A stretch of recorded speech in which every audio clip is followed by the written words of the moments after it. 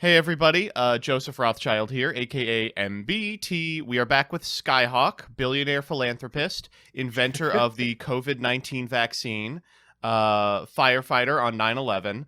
I believe you also have cured cancer since the last time we spoke. Is that correct?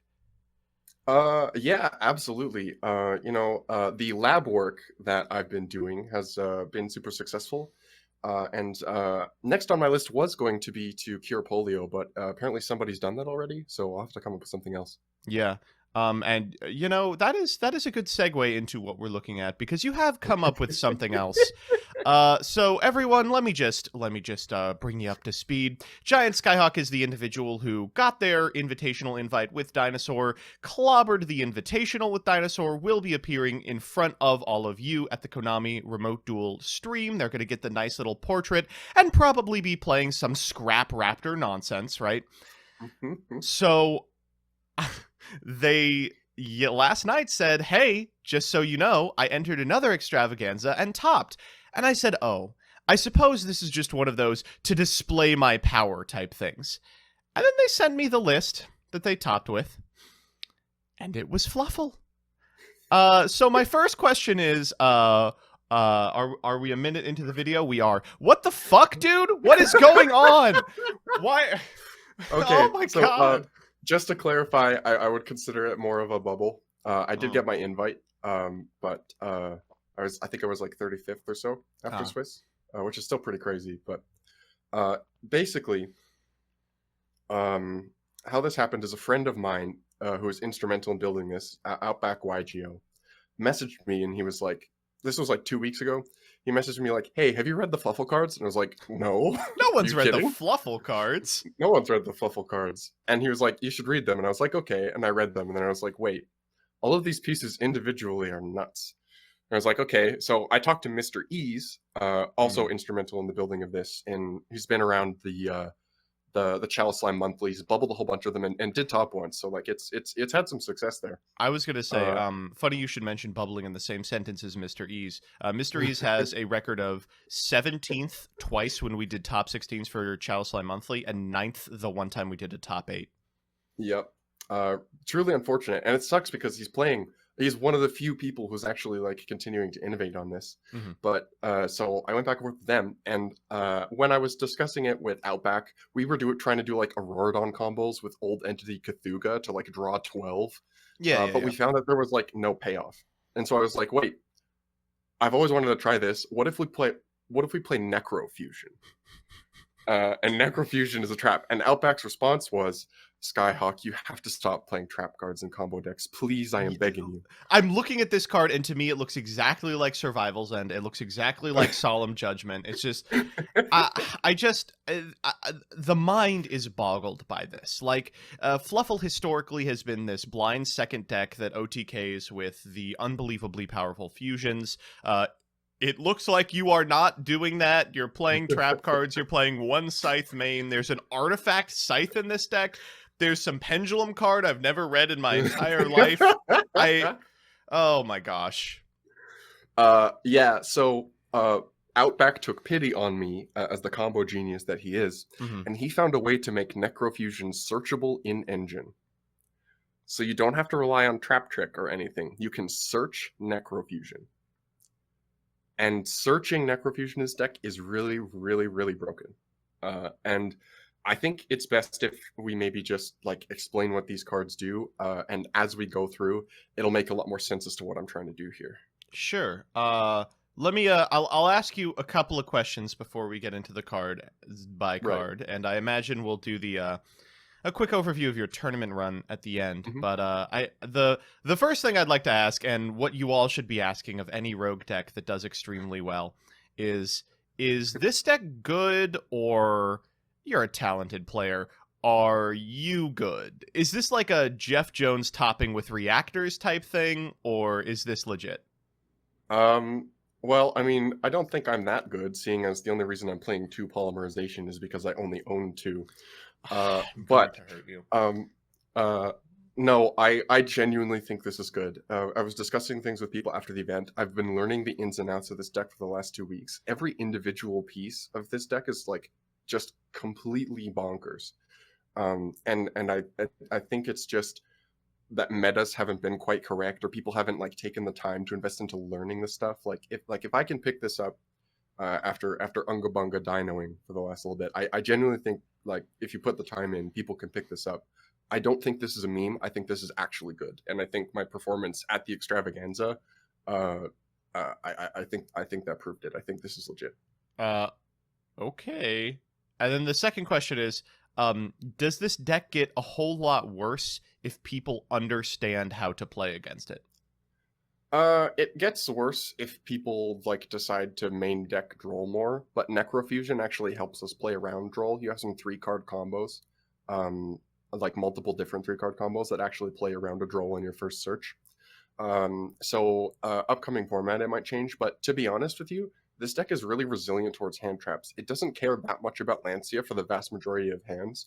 The correct time to like Ash Blossom, sometimes Ash doesn't even matter. If your hand is like even just reasonable, it doesn't have to be good. Stuff like Bell doesn't matter. Like because often you can summon Totally Awesome very early to protect your combo.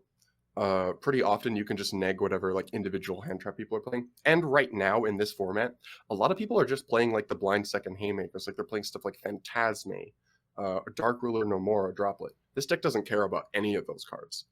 Constantly people would Phant me, and it just didn't matter. All right, I guess let's get into the cards. So do not worry, dear viewer, if you've only seen the polymerization on this list before. I think you're in the same boat as everyone else. Fluffals historically were pretty popular and then fell off as people realized they weren't good. They recently got, 3 pieces of new support: the Dolphin, the Edge Imp Scythe, the Fright for Cruel Whale's Thesis, I guess a 4th in Fright for Repair. And you seem to be playing all of them in varying ratios. So I guess let's go through the whole group of cards here. Yeah. So sure. So to start off with, we've got 3 Fluffal Dog here. This is pretty standard. You play either 2 or 3. Most like this deck sometimes will play 2, but we bumped it to 3 just because it was too good. If it's normal or special summoned from the hand, you can add an Edge Imp Sabers or a Fluffal monster to your hand except for itself, and it's a hard once per turn. This is nice because it's another copy of Toy Vendor. It gets you everything you need, and it's like your best hit possible off of Vendor, just because like you pitch something, you off of Vendor, you special dog effect, and you just get whatever missing piece you need. Like, I mean, Stratos is pretty good, so so that's pretty self-explanatory. And notably, this is like a better Stratos. It gets all of 2 entire archetypes here. Yeah. Notably, it can only add Edge Imp Sabers, but that does come up sometimes for instances where you hard make Tiger to pop your own Vendor. Anyway, next is 3 Fluffal Bear. And Bear is just Toy Vendor. You can pitch it from your hand to set Toy Vendor from your deck. Getting a Fluffal engrave really quickly and early is nice. It's just like a great consistency tool. This deck plays like effectively like 12 copies of Toy Vendor. So like it's really consistent in accessing the game plan. So I've got those. Next is probably like the dummiest piece of support. This came in Fusion Enforcers. 3 Fluffal Penguin. Mr. 10-minute testing. I'm going to play 1 penguin and you are all going to like it. This card is on the field. During your main phase, you can special summon 1 Fluffal monster from your hand except for Fluffal Penguin. This is not a hard once per turn. It says this effect can only be used once while this card is face up on the field. So if you have it on board, you special another Fluffal from hand, you cross sheep to bring it back, you can use this effect again to special another Fluffal from hand, and as many times as you decide to loop back your penguins. So it's like a ridiculous extender, not once per turn, and it has another effect on top of that. This one is hard once per turn, unfortunately, but if it's used as fusion material, for the fusion summon of a Fright Fur monster, you can draw 2 cards and discard 1 card. You can chain block this really frequently, so that if you want your draws to resolve, you can just make this Chainlink 1 and make like an Edge Imp Chainlink 2, or like a Tiger Chainlink 2. And so you can like make sure that you get your draws. The fact that it discards is amazing as like a discard outlet. And it's a water level 4, and I mean, well, we all know what that means. Surprise. Yeah. Next is one of the ROTG cards, 2 Dolphin. You only play 2 because it can clog at 3, but this card is like these were so all of the Fluffal support cards in Rise of the Duelist, they were all commons. And like they're all nuts. Um Fluffal Dolphin is also a level 4 water monster. And when it's on the field, you can target a toy vendor in your graveyard, and then you set that toy vendor back to your field, and then you Foolish Burial any Fluffal or Edge Imp Sabers. So this card is a set toy vendor for you to flip it up and discard it again. It sends the next card here to the graveyard so that you can play less copies of it. And the, like opening Penguin Dolphin as an opening hand is like one of your best ways to play through everything, because you can normal Penguin, special summon the Dolphin, overlay into Bahamut Shark, make your Toad, and then especially if you Foolish Burial goods first, Dolphin to set back your goods, send your Wings, Wings banish, banish Dolphin, and so Dolphin itself is like a just insane advantage, assuming that you can protect your Wings resolution, like because it's like draw 2, search off of the vendor, reset the vendor, discard something. So like the advantage swing on this is ridiculous. So I'm actually And pretty then, surprised to see you're only playing one of this next card. right, yes, I can explain this. So these are, I guess I should probably talk about these one-ofs at the same time, actually, because they go into each other. So I'm playing 1 Fluffal Wings, 1 Fluffal Sheep, and 1 of a card that often doesn't see play in Fluffal lists. We jokingly call this deck Goldie Octs and the 3 Bears, because Octopus is really important for this list. So Fluffal Wings is ridiculous. It's draw power for the deck. If you control Toy Vendor and this card is in your graveyard, you can banish it, and then you target a Fluffal in your grave. So you banish that Fluffal and you draw a card. Then you send Toy Vendor to the graveyard and you draw another card. And then you trigger Toy Vendor to search for a Fluffal. So if you set up Vendor Wings, it's draw 2 and a search. So it's like it offers like unbelievable consistency and like unbelievable options. The reason that you play one of this is because it is recoverable with Fluffal Octopus. Octopus is a weird inclusion, but it works with the concept of this deck as an advantage loop engine. So Fluffal Octopus reads, when this card is normal or special summoned, you can target 1 Fluffal or Edge Imp monster in your graveyard and add it to your hand. So you can recycle literally any one of your cards from your graveyard. So like you can recycle a Penguin if you need it in hand to fuse with to draw cards and special it back off of a Cross Sheep. You can add back an Edge Imp chain for later in the turn. You can add back a Sabers if you need to hard fuse into a Tiger to pop your vendor.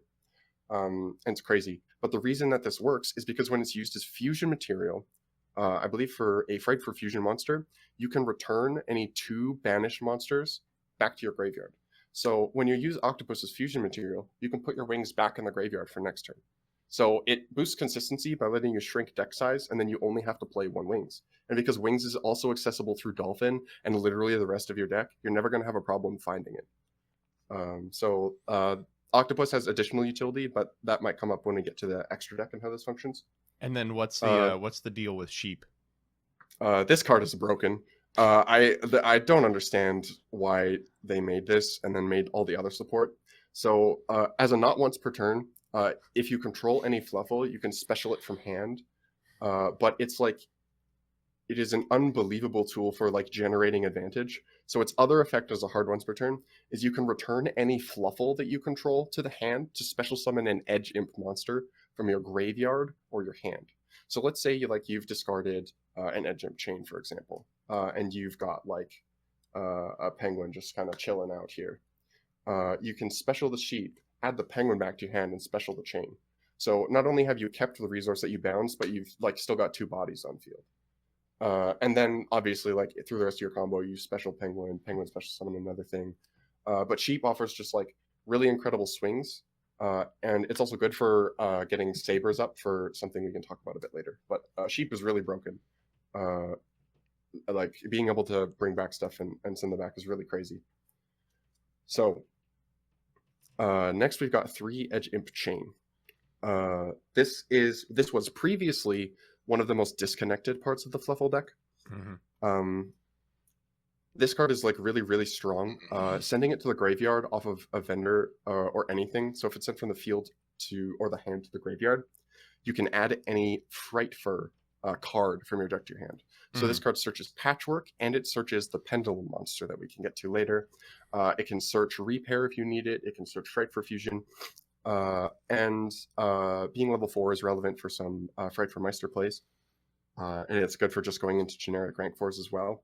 But this offers like insane consistency because this to get Patchwork to add any other Edge Imp and Poly, or this to get Meister, and then you use Meister to pop off.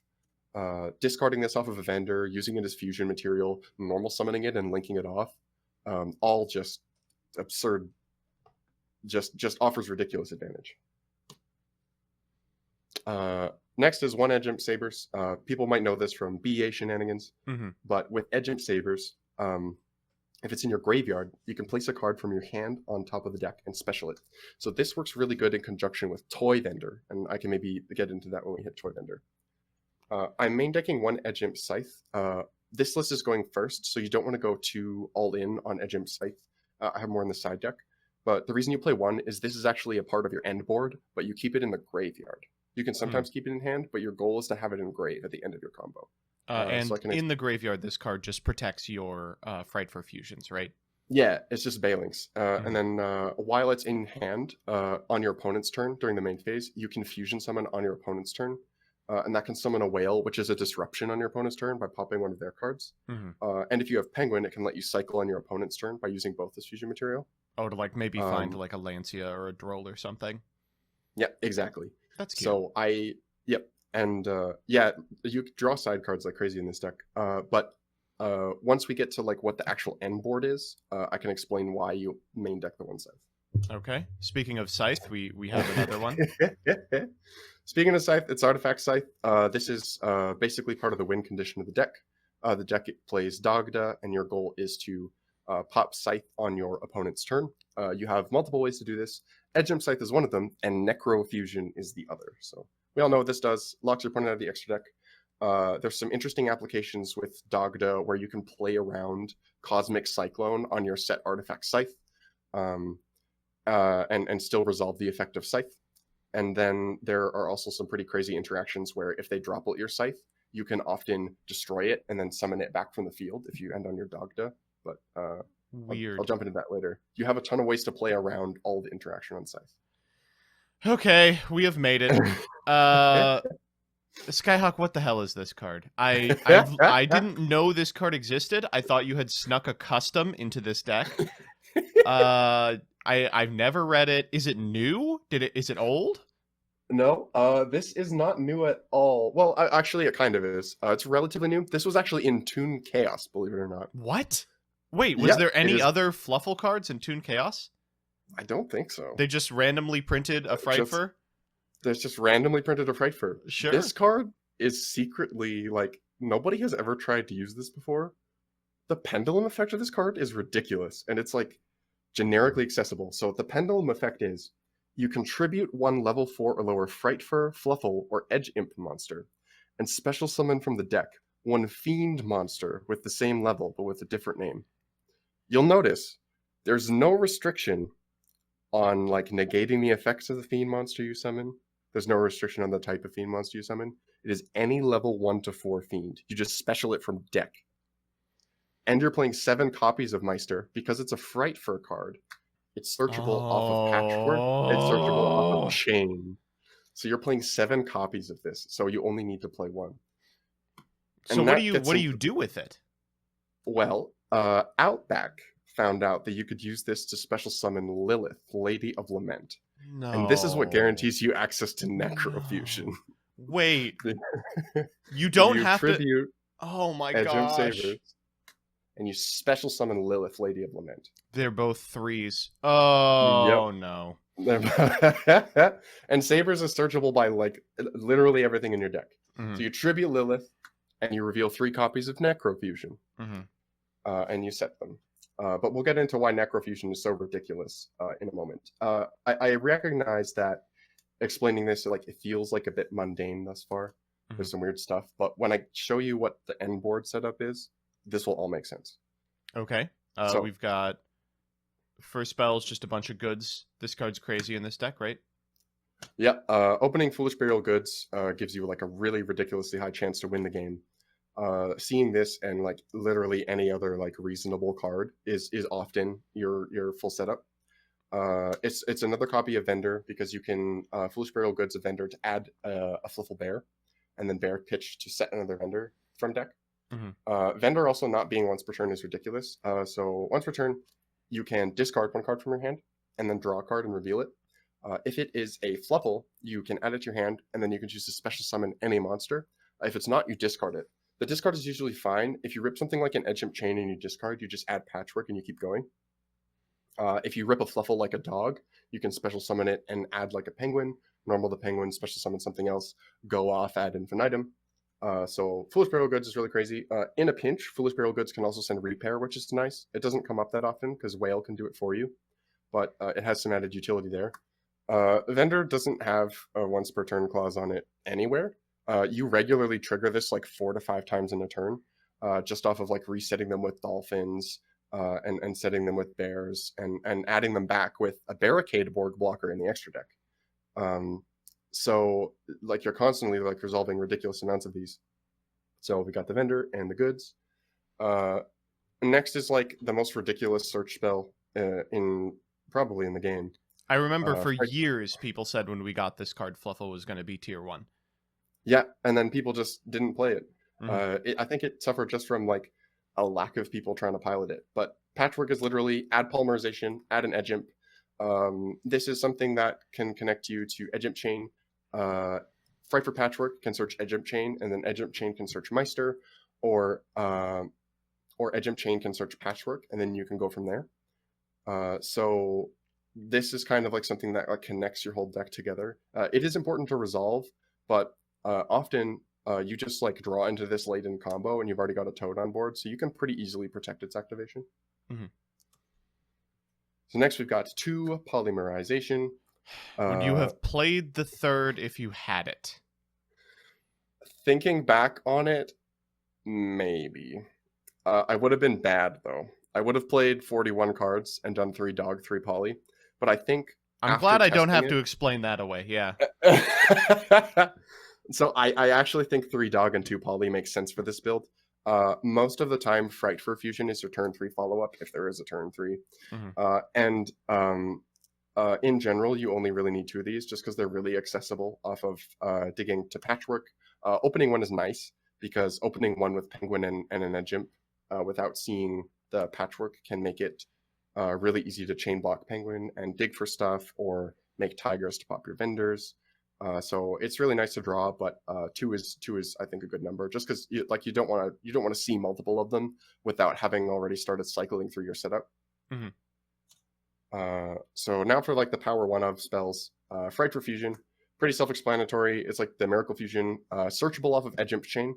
So often during your end board situation, you'll be able to set up another Edge Imp Chain from the grave. You'll link it off to add this. Slap this down, summon a big Chunkus, and attack for game. It works pretty well. Next up is Fright for Repair. This was a common in Rise of the Duelist. This card is low-key kind of nuts. Literally until half hour before the tournament, I didn't know that it special summoned a Fluffal from grave. I thought it just returned the Fusion monster to the extra deck. Oh, I didn't know it did either. Yeah, exactly. Because most of the time it's just used to send off of Cruel Whale. The fact that Cruel Whale can send an extender from the deck to the graveyard on top of clearing your opponent's board is I don't understand why it's allowed to do that. But like Fright for Repair is so stupid, because if you've used a Penguin in turn and you did like Tiger route to pop your own Vendor, Fright for Repair to return Tiger to your extra deck, special Penguin special summon another Fluffal from hand. So this card is like ridiculous advantage, and if you do it that way, it's follow-up. But if you send it off of Whale, it enables all sorts of ridiculous setups involving Penguin summoning stuff. You can add a Dweller to their usual end board with Repair a lot of the time, which is really nice. 1 for 1 is just a consistency piece. It's a discard outlet for Chain. It can get you wings if you're really desperate, and it can get you access to your Octopus if you wouldn't have it otherwise. So it's just really good to play. Called by the Grave hits. It's called by. It's pretty good as a 1-of. And then there he is. There's the Necrofusion. So you've explained a lot about how you get this card, and I think I'm sold on it being accessible. Now, what What the hell are you summoning with this card? So you are summoning Frightful Tiger with this card. So the reason that I came up with this is because I read Frightful Tiger and I was like, wait, this is Megalith Bethor, but it's better. So Frightful Tiger requires Edge Imp Sabers and one or more Fluffal monsters. So when this card is fusion summoned, you can target cards on the field up to the number of fusion materials used for its fusion summon and destroy them. Either side of the field, by the way. So on your opponent's turn, you banish a whole bunch of Fluffals from your graveyard with Necrofusion, just special Tiger. You pop your own Artifact Scythe and like 4 of their cards, and then you Scythe lock them. I don't like that. No, I don't like that. That's like the worst. Oh no. No, it sounds really dumb, but when you see what like the setup does, the advantage that you get off of this is like completely ridiculous. Mm-hmm. And Necrofusion is the payoff, and like hard drawing Necrofusion is totally fine. Hard drawing Necrofusion helps you play through Droll and Lockbird with a lot of hands, and it helps you play through Nibiru with hands where you can't access Toad. Turns out some of the links are like really extra generic. So that's the main. This is where it starts to make a lot of sense. So I'm just gonna keep Necrofusion out here, and I'm gonna keep Artifact Scythe out here. So in the extra, we've got Cruel Whale. This card is really dumb. It helps with OTKs. It's 2600 base attack, but it can target any fusion you control and give it attack equal to half its original attack. So you can boost itself to 3900. It sends an extender from deck when you summon it in Fright for Repair. And on summon, it can non-targeting. I don't know why this card doesn't target. Non-targeting, destroy 1 card on either side of the field. Frequently, you can pop your own vendors and clear like your opponent's side. Or you can pop your own Artifact Scythe in situations where you've set up your combo with Edge Imp Scythe. We play 2 Tiger because not only is it disruption, but it's also a combo piece. If you use a Patchwork to search as Sabers, you can summon Tiger to pop your own vendor to get extra searches as part of your combo. So that's why you play 2, is because you want 1 for that, and then you want 1 to serve as your disruption off of Necro. Sabertooth and Kraken. Sabertooth is really good for OTKs. You use a Fright for Fusion monster and any Fluffal or Edge Imp monster. When this card is fusion summoned, you just target any Frightfur and special summon it back. So it basically just recycles whichever Frightfur you had on the board. And often lets you swing for game, because this also boosts all the Frightfurs you control by 400 attack. But the real crazy interaction with Sabertooth is with Kraken. Kraken is an Edge Imp and a Fluffal, and then once per turn, you can target a monster your opponent controls and send it to the graveyard. It can't attack directly when you do that, but this effect is soft once per turn. So if your opponent has 2 problem monsters, you can Kraken to send that monster to the graveyard, Poly into Sabertooth to special Kraken, and then Kraken to send another monster.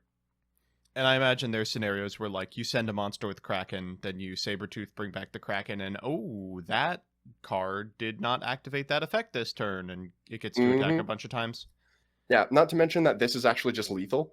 So if you choose not to send with the Kraken, because the Kraken can attack twice, Sabertooth boosts to 2800, and Fright for Kraken boosts to 26. You go 26, 26, 28, and that's lethal. Silly. That's very silly. Yep, very silly. So next, Bahamut Shark and Totally Awesome. This is really easy to do in the with your Penguin and Dolphin, right? So often your combos are Nibiru proof, often your combos are Droll proof. Basically, whatever your opponent's first interaction is, you can usually play around it. And there are setups where you're already under Droll, where you can still end up on Toad, Necrofusion, Scythe Lock, with stuff like Foolish Burial Goods. But the other crazy thing about Toad is the fact that when you tribute it, it adds a water back. So if your opponent hand traps you, Totally Awesome gets to add you an extender, because you just add Penguin from grave back to hand. Sure. So your hand trap defend actually just extends your combo plays. And if you use this and tribute it to add back like Penguin, if you have Edge Imp Scythe in hand, then Toad itself turns into another pop, draw 2, discard 1, which is really stupid. So that's why you play these. A Toad is part of your like end board setup. We are getting there, I promise. Abyss Dweller is just like a utility slot, really broken in the meta right now. It beats Dino, it beats Shadal. It's pretty good against basically everything. And the other thing about Dweller is that since you're giving it water materials, it doesn't just boost itself by 500 attack, it boosts all waters you control by 500. Mm-hmm. So Dweller boosts a boosted whale to like 4,400 attack, and at that point you can just beat over anything you want. Mm-hmm. Yep. Dugaris. This is one of the few decks that Dugaris is like all three of its effects work well. You can use it as a discard outlet, you can use it to special summon stuff, or you can double a Cruel Whale to 7,800 and then smack something for game. So now we're getting into the stuff that actually makes like the end board. Mm-hmm.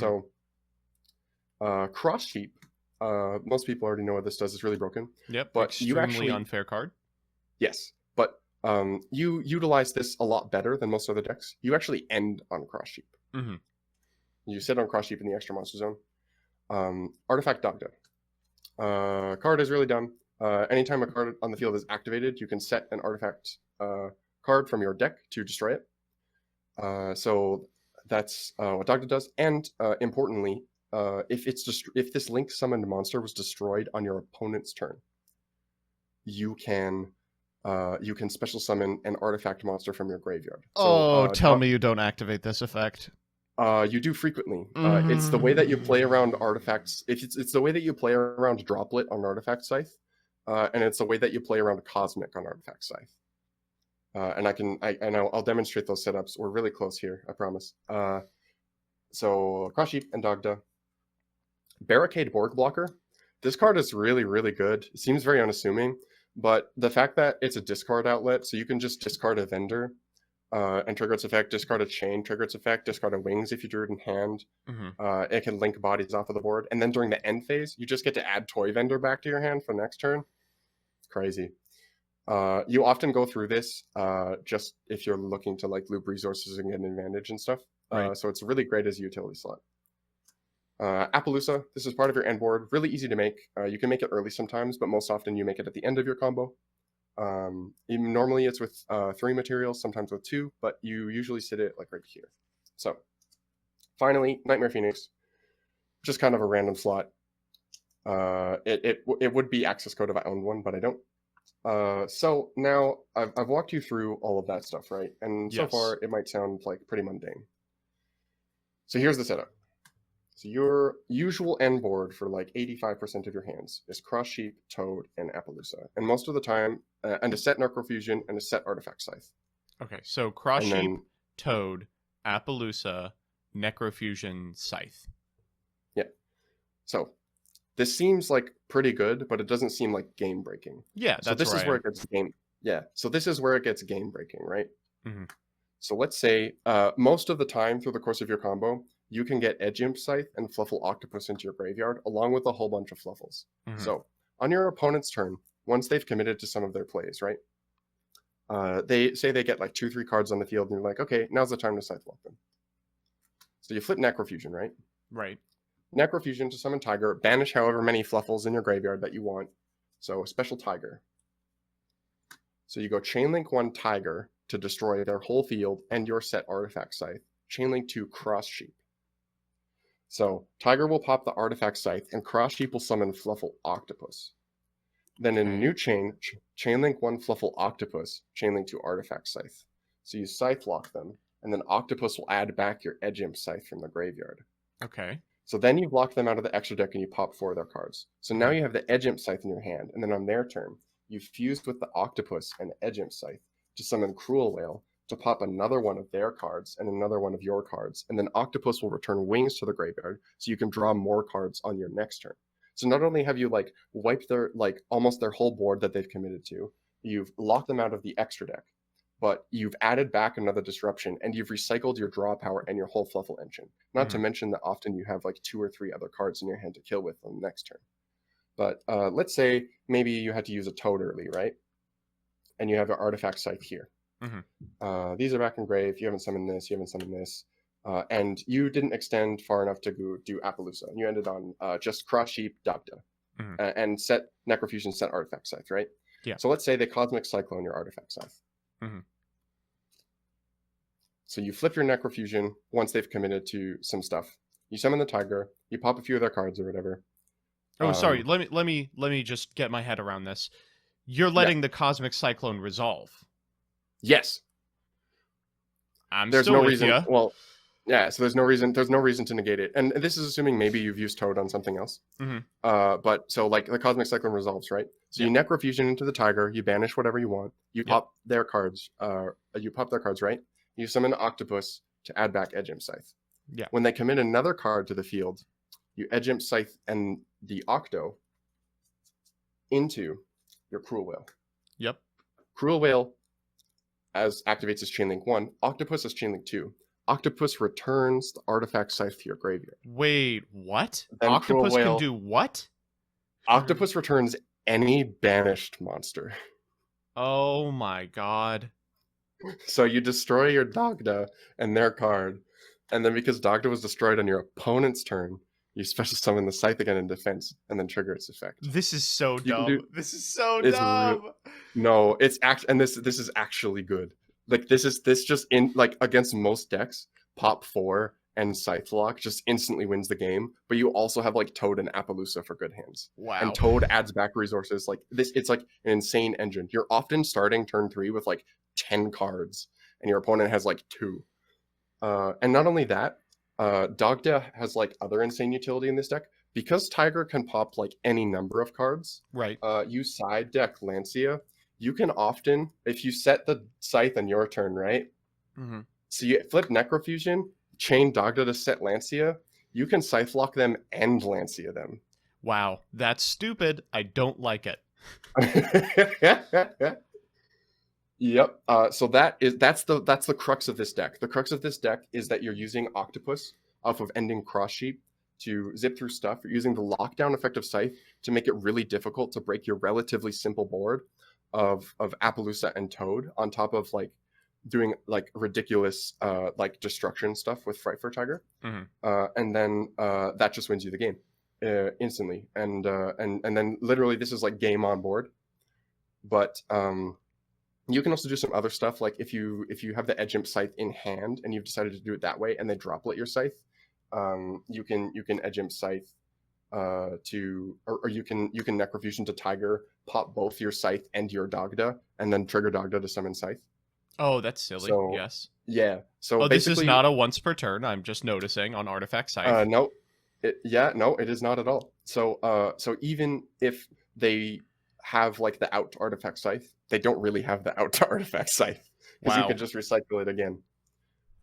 That is hilarious. Did you get anyone with the Cosmic Cyclone Octopus over the course of the tournament? I did, yep. Oh. I don't like it. And I got people with the pop Dagda and Scythe after they dropleted like my Toad and my Scythe. That's very funny. Yeah, it was pretty brutal. And that is the crux of this deck. Is it seems like the end board seems really, really unassuming, but like the ridiculous advantage loops and the lockout effects are really crazy. The deck is unbelievably consistent. Over 8 rounds of play, I maybe bricked twice. I would say if I were playing this deck, when I ended on the end board that's like Cross Sheep, Dagda, Pass, I would say, dang it, I messed up before I passed to my opponent. That's the pro player strat. You just got, oh man, I screwed this up. Yep.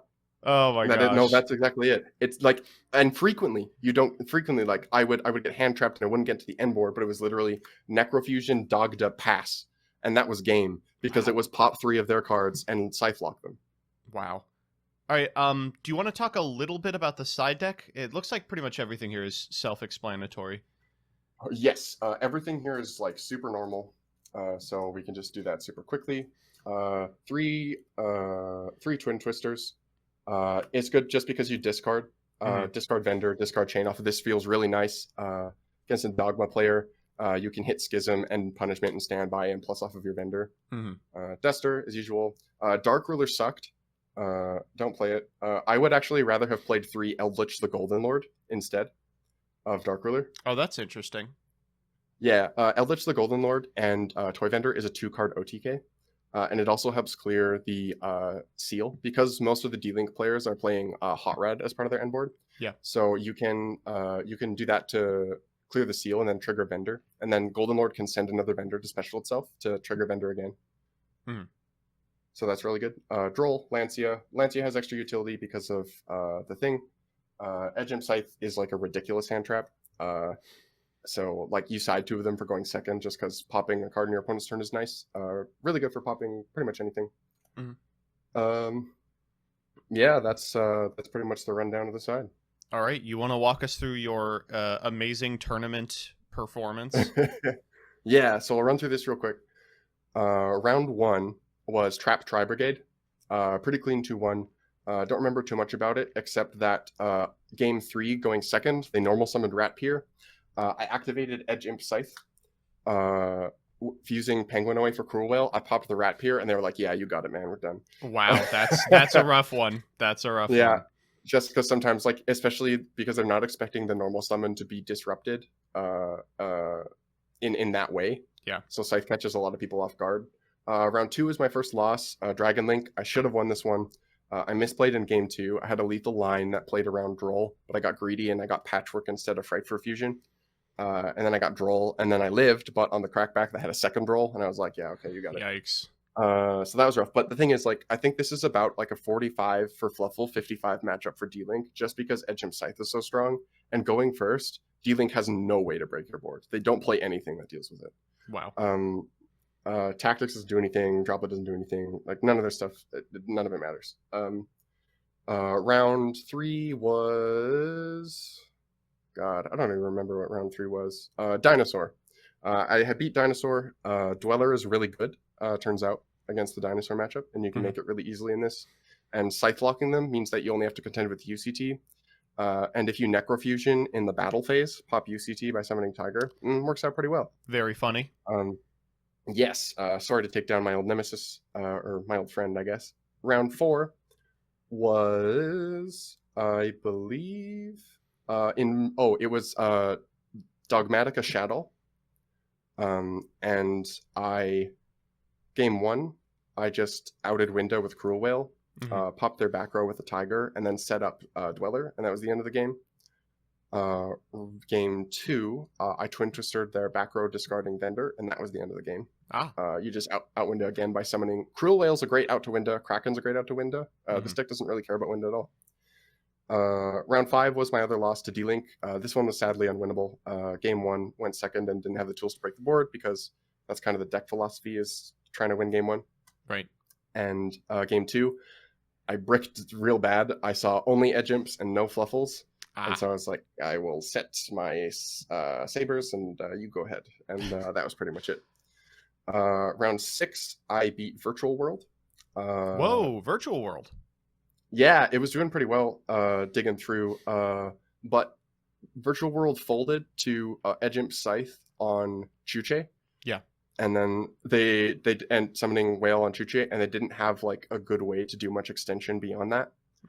So that was a pretty clean game 1 for me. And then game 2, I also just OTK'd going second because I popped their Ultimate Sulkin with Edge Imp Scythe. That'll do it. They were like, well, I guess we're not going to do anything. Round 7, I played against Phantom Knight.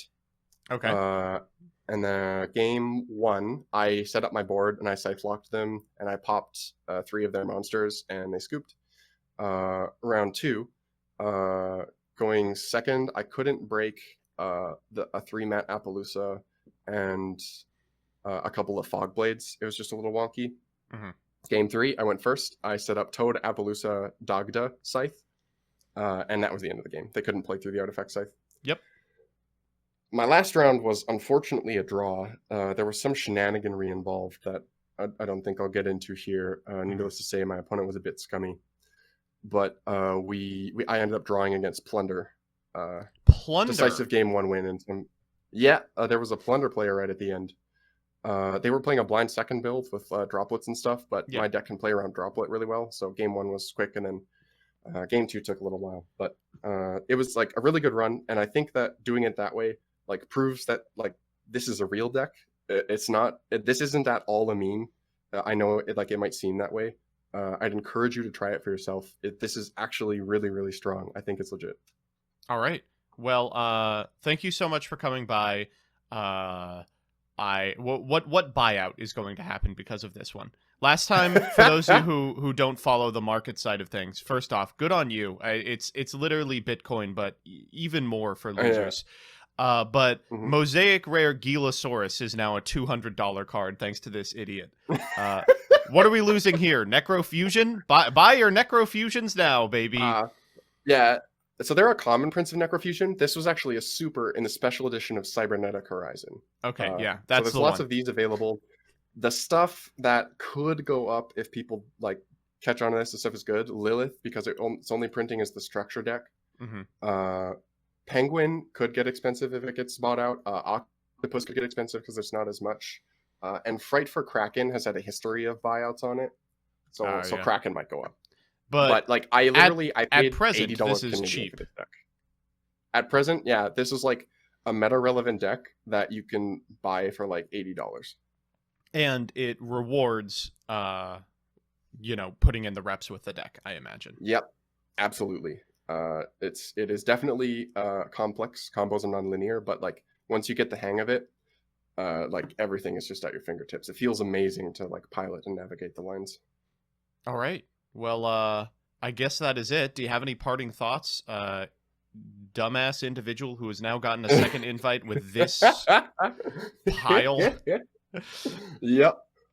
So shout outs to Outback YGO and Mr. Ease. This deck wouldn't exist without the both of them. Outback invented most of these ratios. I came up with Necrofusion. They came up with a way to make this work. Mr. Ease just for like teaching me how to play Fluffal from the ground up. Huge thanks to the Fluffal Discord for like going after me to tell me to play 3-Dog, and I finally caved. And huge thanks to you for having me on the channel again so soon to explain this total mess of a list. Yeah, keep doing dumbass stuff like this, buddy. I'll keep having you back.